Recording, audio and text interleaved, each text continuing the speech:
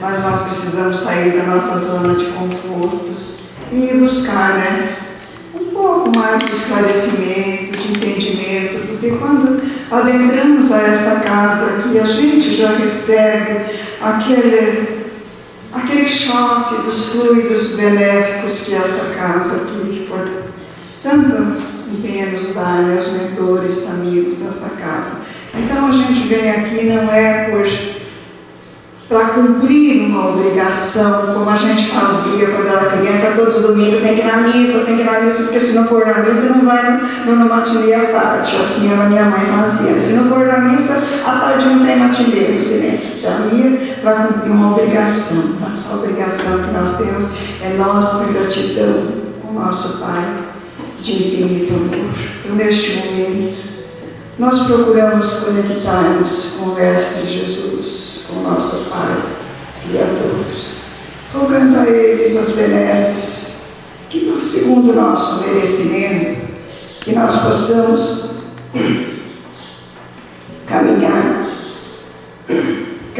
Senhor, através das luzes e da verdade do Evangelho de Jesus, para que nós não venhamos a nos perder nos caminhos, que estão ficando muito difíceis. Está difícil viver lá fora. Então, nós temos que nos parelharmos ao lado do Pai, de Jesus, dos mentores amigos, para que nós venhamos a ter bastante ânimo, força, revigorar a nossa fé. E nesta casa nós encontramos, Senhor, na Tua paz, Mestre Jesus, do Pai Criador, rogando as benesses também dos nossos mentores amigos, dos mentores da casa, agradecendo a nossa irmã que hoje vai, a Elaine, que ela faz parte do bem coral, é uma maravilha, que ela seja assim, tocada pelos mentores e que ela traga para nós uma reflexão para que nós possamos meditar e ver os pontos onde nós ainda estamos falhando, e olha lá que são muitos. Senhor Jesus, ser conosco, Mestre amado, hoje e sempre, e que a Tua paz permaneça em nossos corações, que assim seja. Então, com a palavra da nossa irmã Elaine ou Eliana? Elaine, né? Que ela seja bem-vinda, nossa gratidão por ela ter aceito o convite da casa. Bom dia a todos. Bom dia. Tem muita convicção, né, para sair da cama no domingo chuvoso, né? Mas como ela disse, e é exatamente sobre isso que nós vamos falar, sobre as energias todas que nos acolhem e também a nossa interação com essas energias, né? Nós recebemos e trazemos a nossa também. Todo mundo doa um pouquinho e de coração a gente soma e cria uma aura de paz, né? de boas vibrações. Bem, no nosso tema de hoje, eu escolhi alguma coisa leve e alcançável, que como ela colocou, nós temos vários pontos que precisamos nos melhorar, né? E que a cada encarnação diz que a gente caminha um pouquinho, né, para frente, consegue corrigir, adquirir algumas virtudes ou fortalecer aquelas que já possuímos. Então a gente vai de pouco a pouco tentando se melhorar. E em específico o assunto de hoje é uma coisa que depende da nossa postura, mas depende também da responsabilidade de todos que aqui estão encarnados neste planeta. Então o nosso tema é o Espiritismo e Ecologia. Parece que é só um tema moderno, né? Todo mundo fala hoje sobre ecologia e a gente fica imaginando as florestas, as campanhas, mas o Espiritismo, apesar da gente não falar muito sobre isso, o Espiritismo traz várias passagens colocando muito claramente para nós que, inclusive no Evangelho segundo o Espiritismo, traz exatamente isso. Ao homem cabe a responsabilidade de cuidar do nosso planeta, porque da mesma forma que o nosso corpo é emprestado, né, a gente tem que cuidar e velar por ele e trabalhar para se melhorar e devolver, dar contas do nosso corpo, né, ao final da nossa tarefa, A Terra também é um planeta que nos é emprestado para que a gente venha aqui passar pelas experiências de que necessitamos para nos melhorarmos, né? Isso já é conhecimento de todos, né? Então eu trouxe uma sequência de raciocínios e de reflexões para a gente perceber então essa inter-relação do indivíduo para com todo o planeta, ok? Então a gente vai começar já desde lá do início, quando o princípio inteligente que habita o universo, que proveniente de Deus, ele se individualiza e individualizado ele dá origem ao espírito. Através dos estudos, dos livros dos espíritos, eles nunca nos explicam de que é feito o espírito, em que momento isso acontece, por que isso acontece, mas a gente aprende que é desta forma que surge a individualização do princípio inteligente que provém de Deus e dá origem então a essa entidade que depois, unido ao princípio material, vai dar origem às criaturas que somos nós. A partir daí, nós aprendemos que o espírito ele é criado simples e ignorante e que ele necessita ir passando por várias experiências para ir adquirindo o seu conhecimento moral, né, e o seu conhecimento intelectual, seu desenvolvimento, né, moral e intelectual. E aí, onde é que ele vai passar por essas experiências? Ele tem que vir para um planeta que é preparado com todas as condições necessárias para que esse espírito passe por essas experiências. Então, esse planeta ele tem que ter as condições de atmosfera, de umidade, né, de temperatura, de alimentos, de hidratação. Ele tem que vir para um planeta onde ele seja capaz de sobreviver. Nesse planeta, ele também não vai estar sozinho, né? Nesse planeta existirão outras criaturas, outros animais, os micróbios, né? As matas, o reino vegetal e outros como ele. Então a gente percebe também que no início esse espírito ele é bastante tosco, né? Ele está no princípio da sua evolução, ele está começando, ele acabou de entrar no reino nominal, então ele está bastante bruto ainda. Então ele vai ter que encarnar-se em mundos adequados ao seu estado evolutivo. Então, da mesma forma que ele vem para este planeta para adquirir o conhecimento, ele também vai fazer parte de toda essa energia que mantém esse planeta. Nós já aprendemos também que a psicosfera do planeta é formada pelo pensamento dos seres que habitam esses planetas. E então, como ele está iniciando a sua evolução, ele vai vir para um planeta também bem tosco, bem no início do seu crescimento. Muito bem, então, seguindo esse raciocínio, a preservação, a conservação, a manutenção deste planeta está profundamente ligado com os seres que o habitam.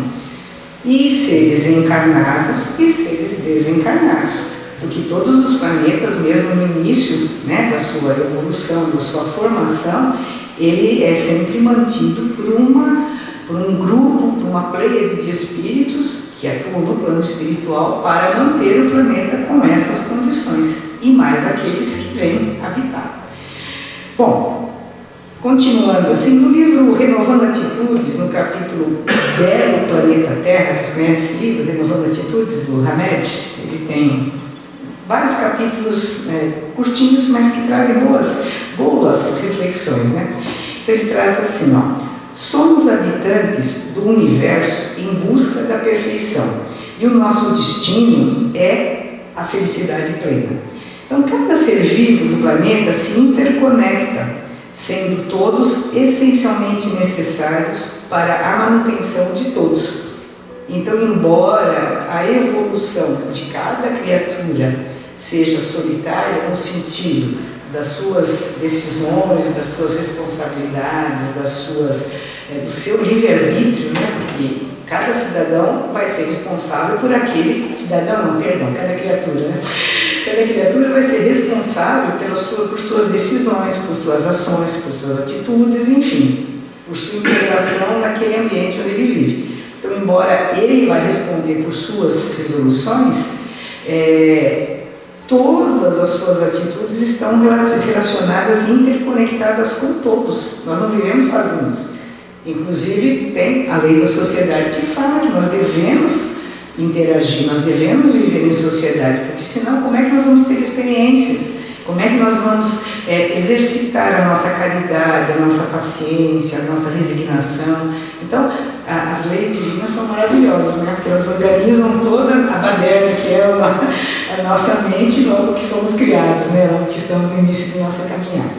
Então, aqui como estávamos dizendo, né, nessa passagem, está dizendo então que cada ser vivo do planeta se interconecta, sendo todos essencialmente necessários para a manutenção de todos.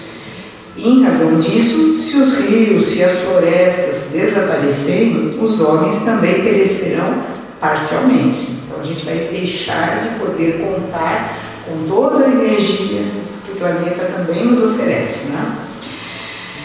Bem, quando a gente inicia a nossa caminhada, vamos voltar lá e nos imaginarmos crianças, né? Quando a gente começa a receber a nossa formação dos pais e nas escolas, e a maior parte de nós veio do catolicismo, né? Então fez um catecismo, fez uma evangelização.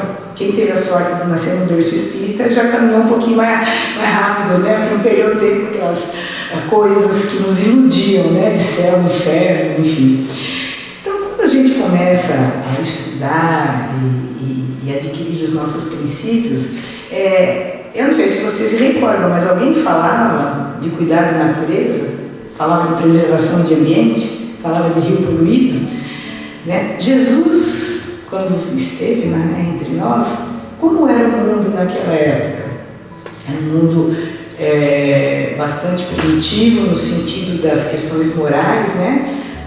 Não havia a fraternidade, não havia essa preocupação com a caridade, com o cuidar do próximo. Era cada um por si, era a lei de Italião, né? Fez, leva, né? Eu matei, eu vou morrer. Então não havia ainda desenvolvido no homem esse amor pelo próximo. E quando Jesus chegou, o que ele veio trazer? Exatamente isso. Esperavam que viesse um general, alguém que fosse guerrear contra os romanos, que é quem dominava aquela região, para libertá-los dos romanos, libertá-los dos impostos. Então eles viam que o Salvador seria um homem forte, que iria derrubar os romanos. E chegou Jesus trazendo amor, né? E educando através de suas ações fraternas, através da caridade, através das curas. Então, naquele tempo, vocês imaginam que tinha problema de poluição nos rios, nas árvores que sendo derrubadas, do abate. Aliás, pelo contrário, né? Os animais eram abatidos para sacrifícios, né? Para oferendas.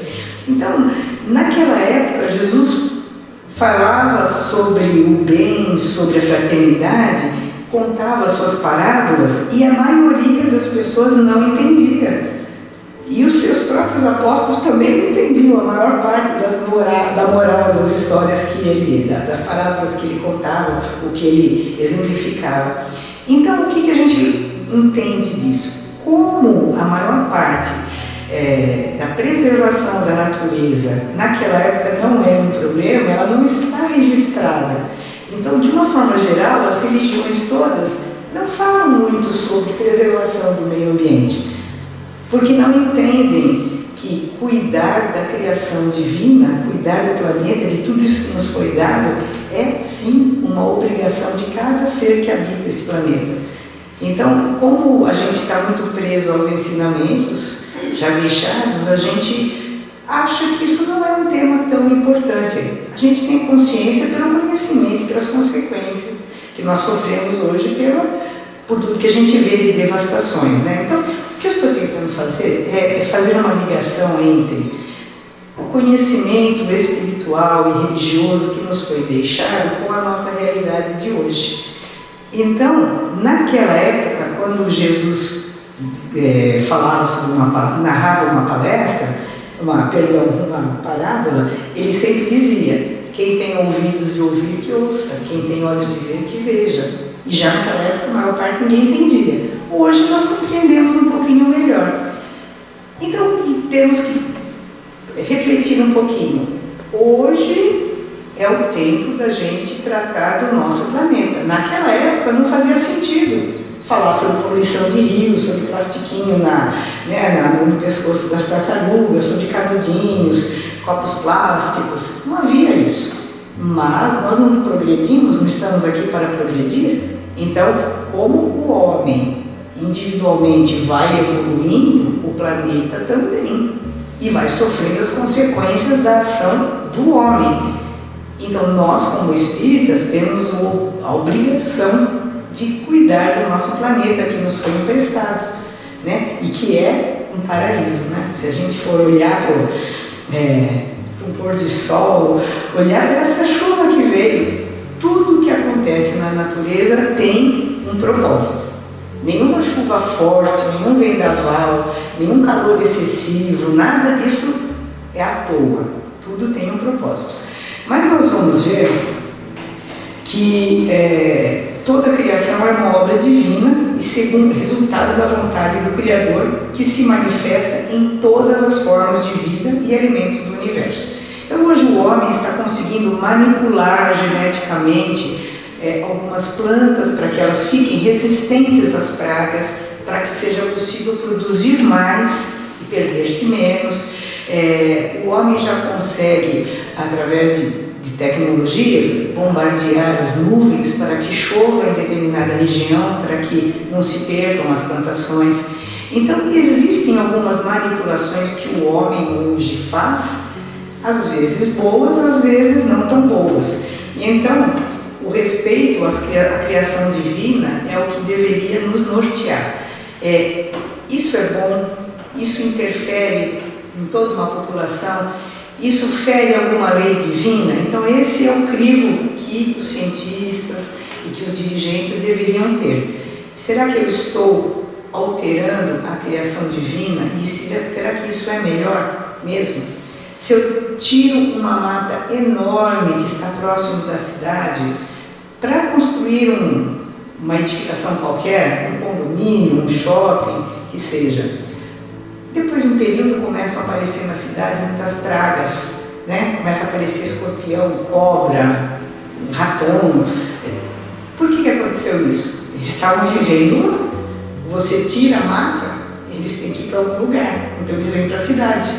Aí a gente fala, olha, hoje em dia, como tem bicho, como tem... Aí começa a jogar veneno para matar os bichos, e aí com isso a gente desequilibra todo o ecossistema. Onde moro lá em Londrina, próximo de um fundo de vale, ali perto do HU, naquele fundo de vale tem uma nascente, e ali tem cotia, coatis, macacos, e outros bichos que a gente nem consegue ver. Houve uma época em que teve uma seca muito grande, e eles não conseguiam, acho que, alimentar-se lá embaixo, os coatis principalmente. Eles começaram a vir para a rua, e você olhava na rua, era 60, 70, quando era a rua inteira lotada de coatis. E as pessoas davam ração de cachorro, pãozinho, água, tudo inteiro, dos bichinhos que estavam com fome, né? Aí o que acontece hoje em dia? Hoje em dia tem alimento lá embaixo, mas onde é que eles vêm? Tudo aqui para cima. Então, às vezes, uma ação que tem uma intenção boa, mas ela está desequilibrando, né, o sistema todo da natureza que Deus criou com muito equilíbrio, com muita perfeição.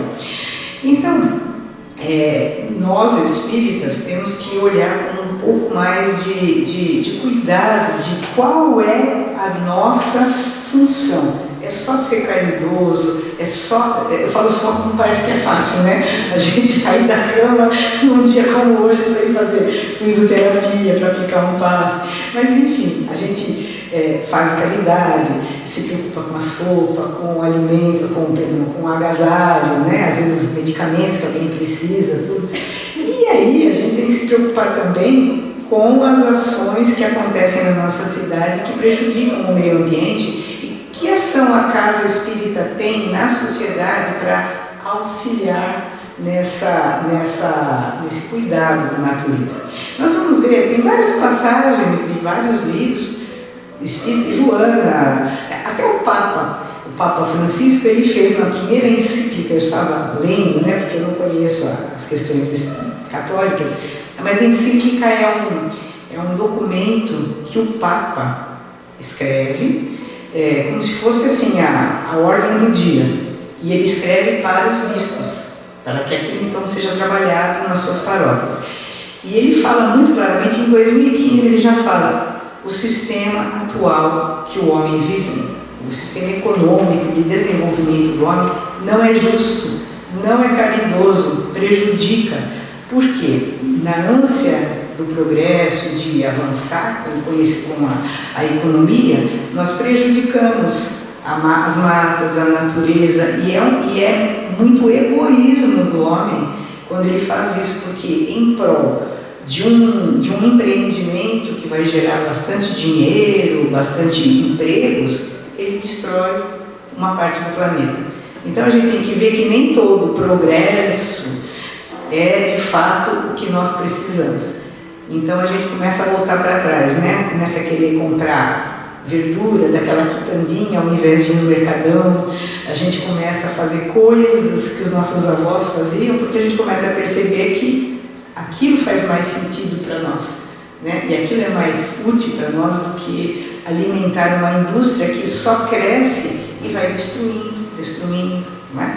Para alimentar um big de um mercado é necessário um monte de alimento sendo produzido, e quem produz quer aumentar a sua área, para aumentar a área derruba as matas e usa mais agrotóxicos e contamina os rios, então vocês sabem a bola de neve que é. Então a gente deve fomentar o pequeno produtor, as produções orgânicas, fomentar ao pequeno produtor de qualquer produto que seja, para que ele produza de uma forma ecologicamente correta, né? Então a gente tem no Espiritismo uma visão mais ampla de universo.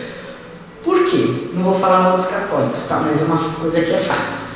Quando eu era católica, quando eu fiz o catecismo, o que a gente aprende? Quando você morrer, você vai para o céu, ou vai para o inferno, ou fica no purgatório, né? Não tinha muita opção, né? E a Terra? A Terra eu já vivi nela, fica lá. Eu preciso cuidar da Terra?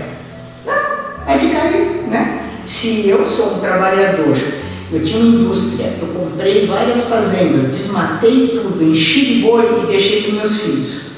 A Terra vai sofrer as consequências de todas essas minhas ações, mas eu vou embora, meus filhos ficaram ricos. Então, o Espiritismo dá essa amplitude de consequências, de responsabilidades do indivíduo, do coletivo, para com todo o planeta. Já em outras crenças, eu já vivi aqui, agora eu vou para o céu, e quem ficou, que tome conta, né? Então, é nesse sentido que nós dizemos que algumas ações ecológicas não estão muito vinculadas às ações necessárias para o planeta se manter saudável, né? Ele fala aqui num determinado tema aqui, ó, destruir natureza sem consideração pelas consequências futuras é uma ação que, segundo a doutrina espírita, gera débitos perante a lei divina, porque a gente interfere em qual lei? A gente interfere na lei da destruição.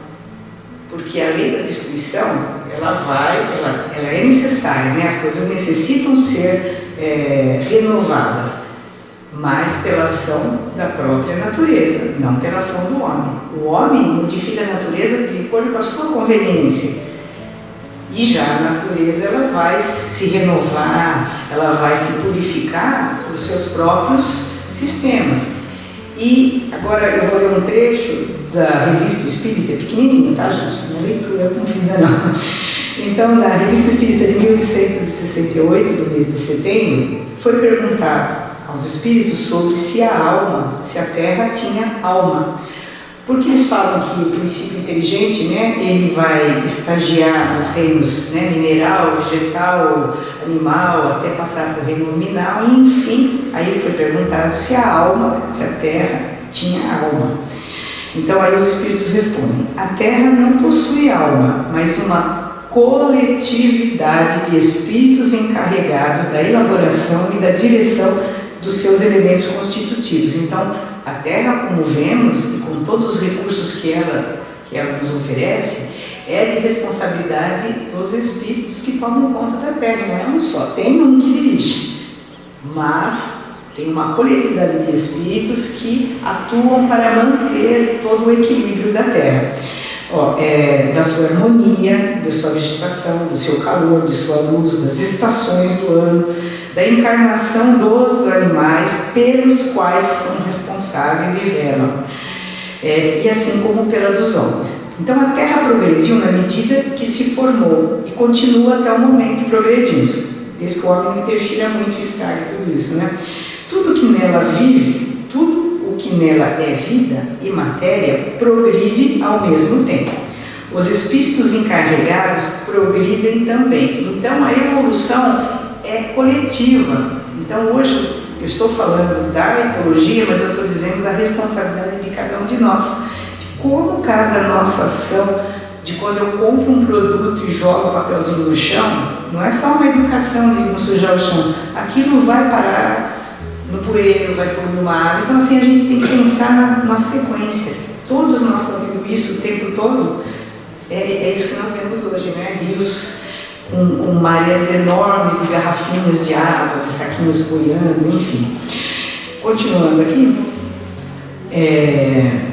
aí há uma outra pergunta dentro desse capítulo. Os espíritos encarregados da direção da Terra podem encarnar aqui? Certamente, porque na condição de encarnados eles têm uma ação mais direta sobre a matéria. Então, do plano espiritual há toda essa manutenção, mas encarnados a gente tem mais ação. Materialmente você consegue atuar de uma forma mais efetiva. Então, os espíritos que cuidam da Terra, talvez sejamos nós, alguns de nós ou todos nós, né, que estamos aqui hoje, temos essa obrigação de levantar, né, essa orelhinha de debaixo do tapete e falar: vamos começar a trabalhar para cuidar do nosso planeta, né? Então, aí no caso, eles encarnam, a Terra progride e eles progridem também. Muito bem, então a lei da destruição e a lei da regeneração, perdão, não é a lei da regeneração, é a lei da destruição e a regeneração do planeta. Muito bem, é meia hora, né? Não vou demorar. Bem, o Livro dos Espíritos aborda a lei da destruição como um processo necessário à renovação e à transformação, permitindo que novas formas de vida surjam e se desenvolvam. Então, todas as vezes que a destruição acontece pelas mãos do homem, ela vai ter consequências mais graves, né? Como se fossem cicatrizes que a Terra permanece com elas. Então, olha, o equilíbrio da natureza é o que regula essa destruição e essa regeneração. Então, como estávamos dizendo, às vezes vem uma tempestade muito forte, um vento muito forte, esses tsunamis, um vendaval. Então, enquanto essa destruição é natural, ela é necessária para manter o equilíbrio dos insetos, das aves, né, das marés que chegam e invadem a terra, mas deixam ali nutrientes para que depois aquela terra possa dar origem a uma nova vegetação.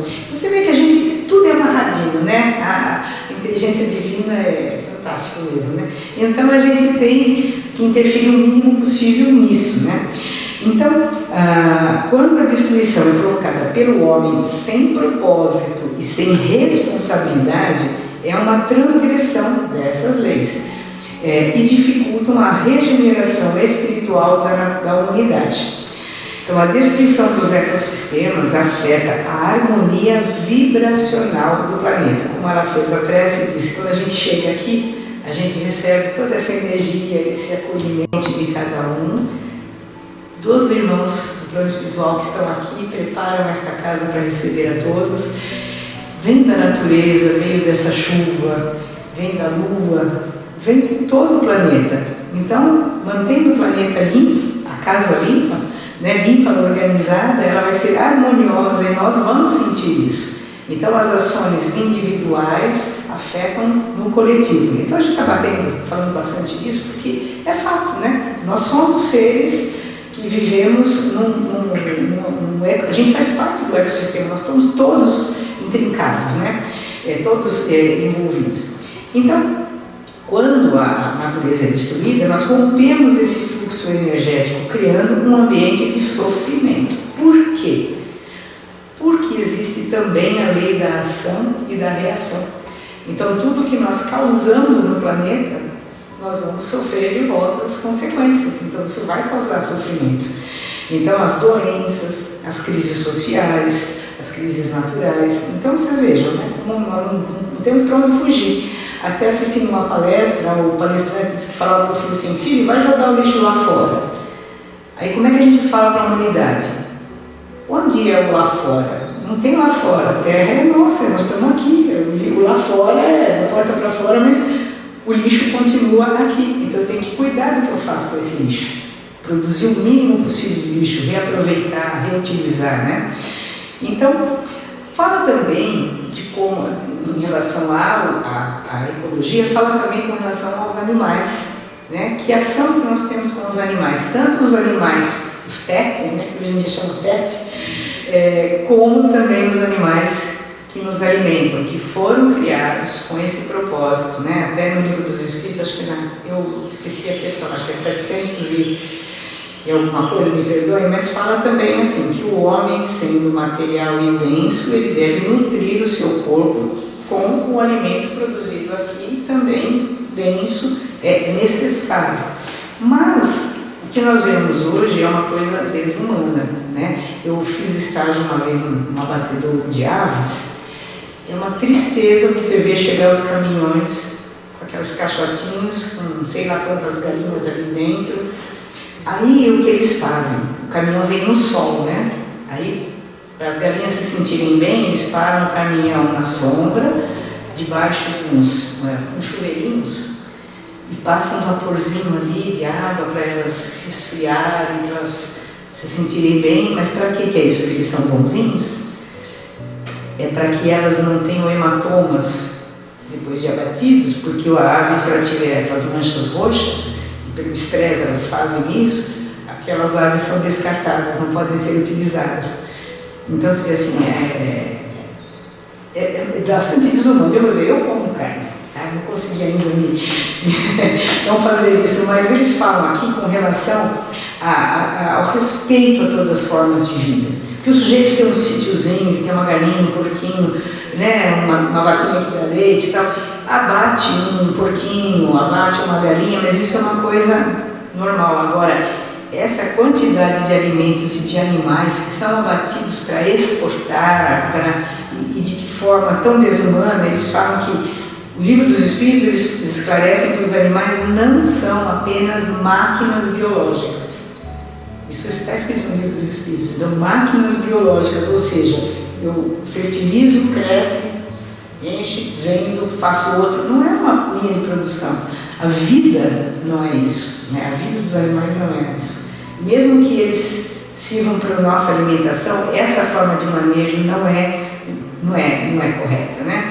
E esses animais guardam em seus corpos a energia de todo esse processo do abate, né? Então isso não pode ser tão bom para a gente, né? É só um alerta, a gente não vai aqui falar de quem come carne, de quem não come, é só levantando uma reflexão, né? Então o Espiritismo nos convida a refletir sobre a nossa responsabilidade em relação aos seres que compartilham o planeta conosco e nos orienta a tratá-los com dignidade e compaixão. Bem, eu vou adiantar para o tempo, né? Então eles falam também que a degradação do planeta, se não controlada, cria condições adversas para as gerações futuras. Quem são as gerações futuras? Nós estaremos aqui de novo, quer dizer, a gente gostaria de estar aqui, né? Porque aqui vai se transformar no planeta de regeneração, então a gente gostaria de poder voltar, ter né, merecimento de estar aqui. Então, continuaremos a nossa jornada evolutiva aqui no planeta Terra. Bem, então cuidar do meio ambiente é uma prática que demonstra o nosso entendimento das leis divinas e o nosso compromisso com a evolução espiritual. Então, este cuidado deve se manifestar em ações concretas. Então, o que é que nós podemos fazer de concreto na casa espírita ou nas casas espíritas ou no nosso trabalho? A gente precisa apoiar as iniciativas que tenham ações efetivas de melhorar o manejo do lixo, das embalagens, das produções de alimentos, do trabalho com a água, enfim. Aí eles trazem em vários lugares sugestões de engajamento, ou seja, como é que nós e a Casa Espírita pode se engajar nesse processo de cuidar da natureza. Então, começando pela casa, apagar as luzes desnecessárias, não ficar gastando energia à toa, né? Consertar as torneiras que vazam, porque a água é um recurso, nossa, preciosíssimo, né? A gente pode fazer campanhas na casa de coleta do óleo usado, do óleo de cozinha usado, para que ele possa ser destinado para a produção de algo útil, sabão e outras coisas.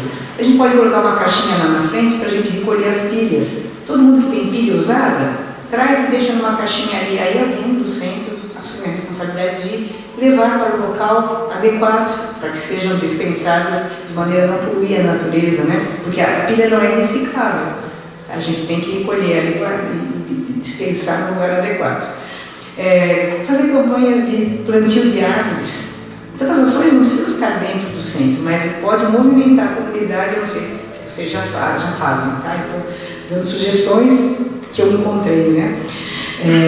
Cursos sobre compostagem, sabe? Colocar sobras de alimentos, de cascas de árvores em composteiras, né? Para que se transforme ali numa terra útil e nutrir as plantas, tanto comestíveis como o que a gente vê muito aí, os jardins, hoje muito bem cuidados, né? A gente pode fazer uma campanha, vocês já viram, os orientais fazem muito isso, aquelas campanhas de limpeza de praças, limpezas de escolas, fazer um mutirão de limpeza de uma rua, de um fundo de vale, né? Estamos todos trabalhando para nós mesmos, né? E uma coisa que é difícil, que o André Trigueiro fala, né? Quando a gente faz festinha nas casas espíritas, André Trigueiro, vocês conhecem? Ele é um jornalista bastante conhecido, ele é escritor, ele é um espírita, né? Palestrante.